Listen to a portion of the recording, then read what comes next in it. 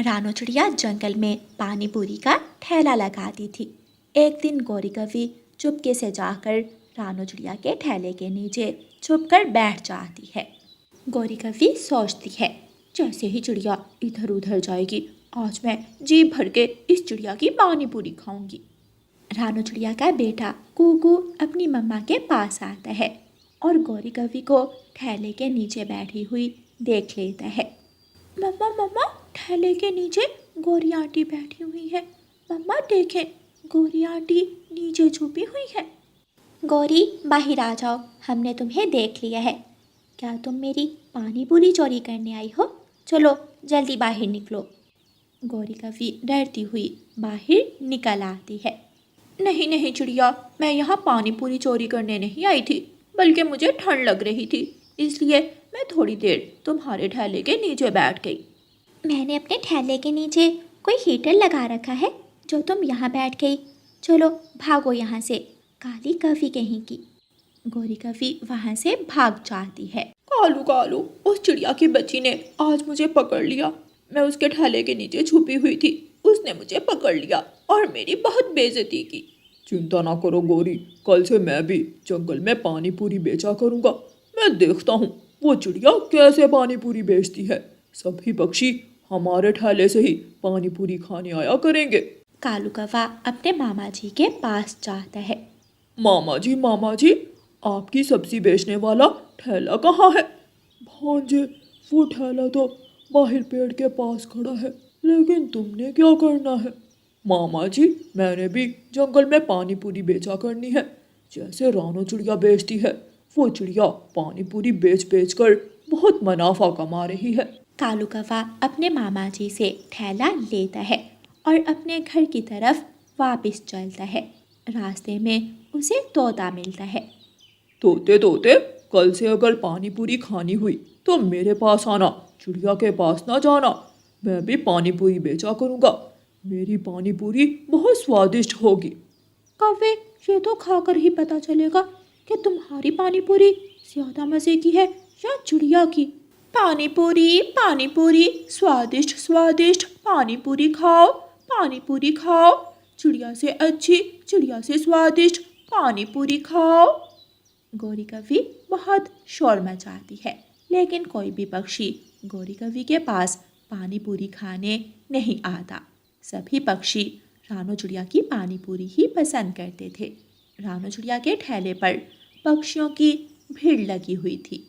गौरी, हमें पानी पूरी चिड़िया से कम दाम में बेचना होगी, तभी पक्षी हमारे पास आएंगे। ठीक है, मैं आवाज़ लगाती हूँ। पानी पूरी 5 रुपए में, पानी पूरी 5 रुपए में, जल्दी आओ, जल्दी खाओ, स्वादिष्ट स्वादिष्ट पानी पूरी खाओ।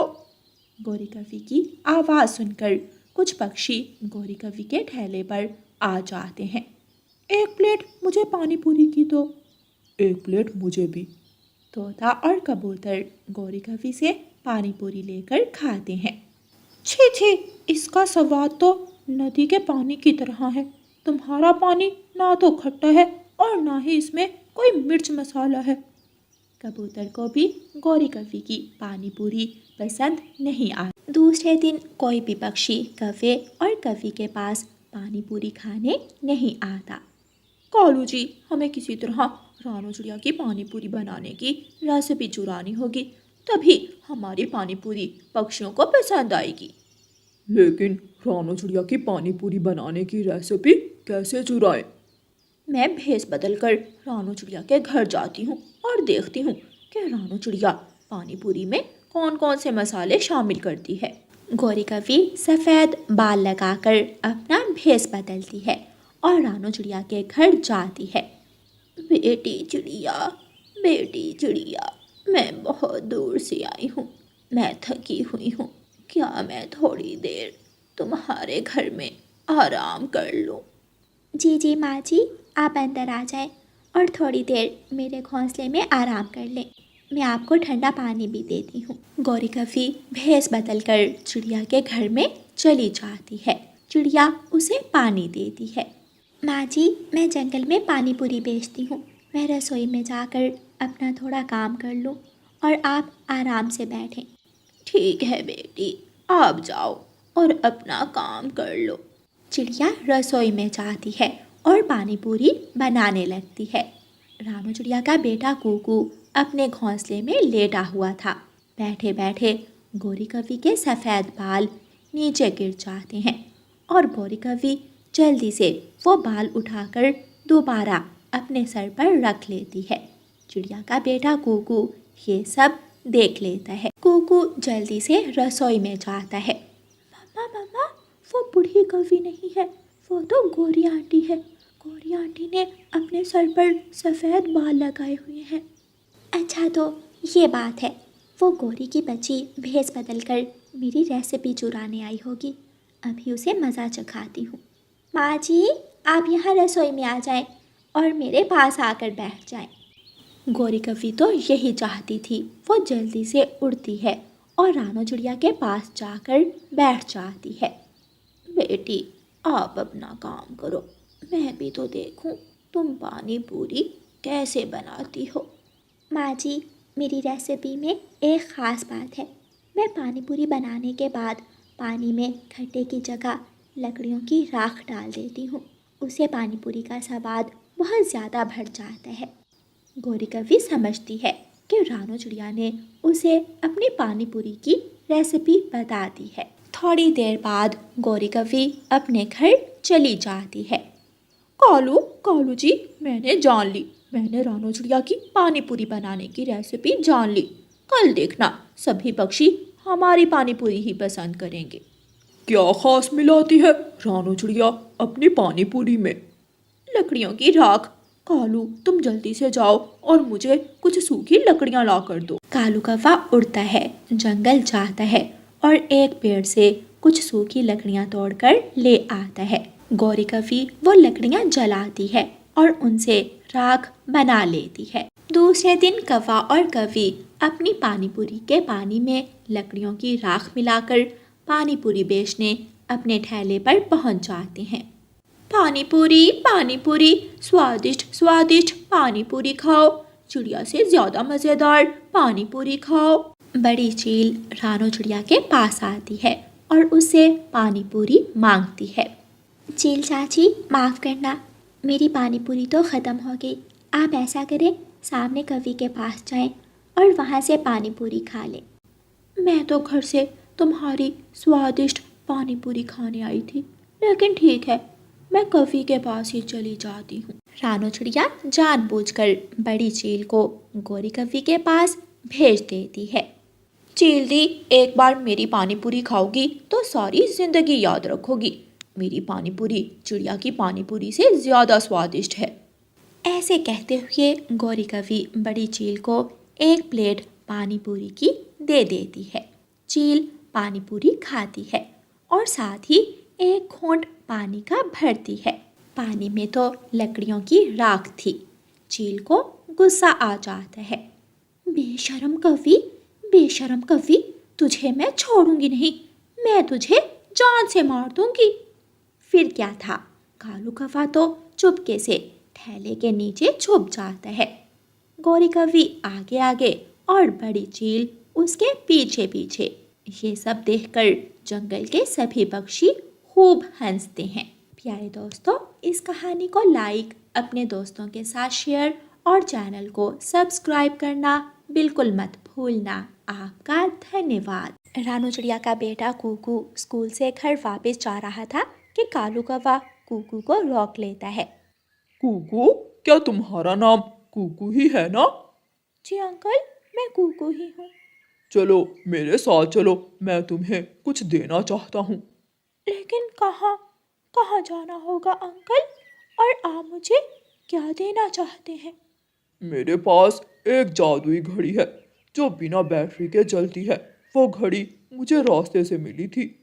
क्या तुम वो घड़ी लोगे? घड़ी तो अच्छी है, लेकिन मम्मा ने किसी के साथ जाने से मना कर रखा है। हाँ, सोच में पड़ गए। अगर नहीं चाहिए तो जाओ, मैं किसी और को दे दूंगा। मैं वो घड़ी अपने पास नहीं रखना चाहता। सारी रात टिक टिक करती रहती है, मुझे सोने नहीं देती वो घड़ी।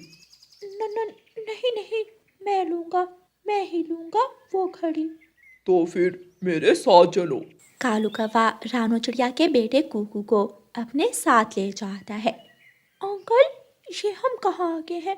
ये जगह तो मैंने पहले कभी नहीं देखी।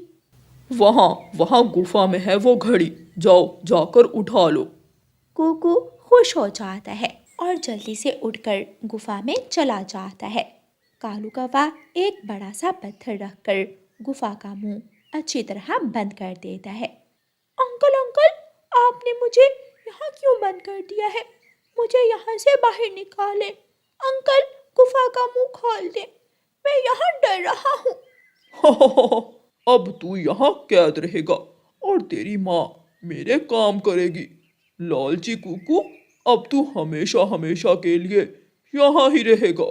जब शाम तक कुकू घर नहीं आता तो कुकू की मम्मा परेशान हो जाती है। अभी तक लौट कर नहीं आया मेरा बेटा। इतनी देर तो कभी भी नहीं की कुकू ने। मैं तोते के बेटे से जाकर पूछती हूँ। रानो चिड़िया परेशान होकर तोते के घर की तरफ जाती है। तोते भैया, क्या छोटा मिठू घर में है? हाँ रानो चिड़िया, मेरा बेटा तो घर में ही है। मिठू, मिठू बाहर आना, कुकू की मम्मा आई है। छोटा मिठू आवाज़ सुनकर घर से बाहर आ जाता है। जी पापा जी, क्या आपने मुझे बुलाया है? हाँ बेटा, कुकू की मम्मा आई है। बेटा, क्या आपने मेरे बेटे कुकू को कहीं देखा है? आंटी, कुकू तो स्कूल से मेरे साथ ही घर लौट आया था, लेकिन वो आज दूसरे रास्ते की तरफ चला गया था। ये सुनकर मम्मा चिड़िया और भी परेशान हो जाती है। मेरा बेटा कहाँ चला गया? ना जाने मेरा कुकू कहाँ होगा। मम्मा चिड़िया रोने लग जाती है। हौसला करो रानो, हो सकता है कुकू किसी अपने दोस्त के घर चला गया हो। नहीं मिठू भैया, मेरा बेटा आज तक कहीं नहीं गया। वो हमेशा मुझे बता कर जाता है जहाँ भी जाता है। मम्मा चिड़िया रोती हुई वापस अपने घर चली जाती है। सारी रात मम्मा चिड़िया रोती रहती है। सुबह हो जाती है। मम्मा चिड़िया अपने घर के बाहर बैठी हुई थी कि कालू कौवा वहाँ आ जाता है। चिड़िया चिड़िया, कल मैंने देखा कि एक चील तुम्हारे बेटे को उठा कर ले जा रही थी।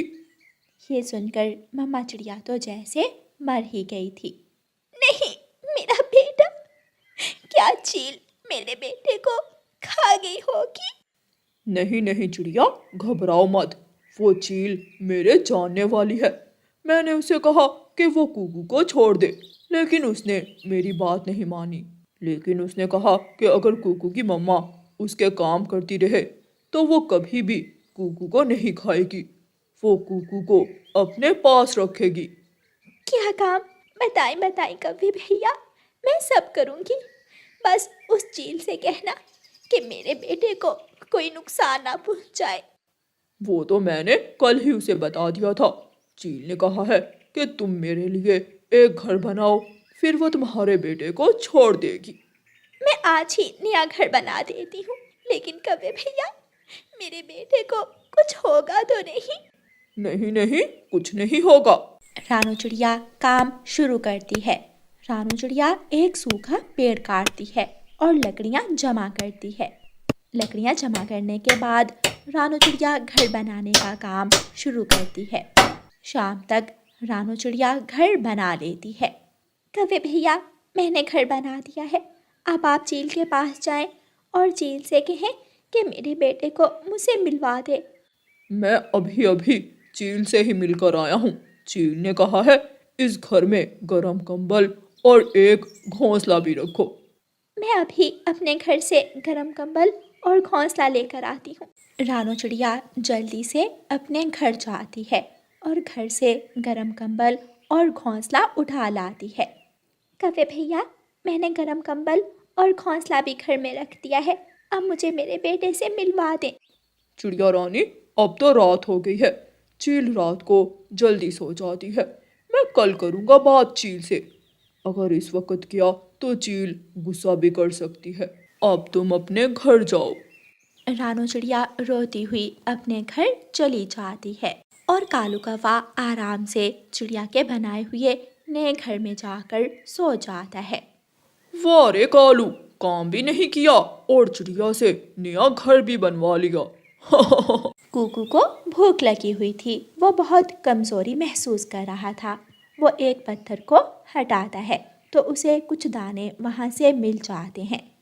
कूकू वो दाने खाकर खुद को थोड़ी ताकत देता है। वो संभल चुका था।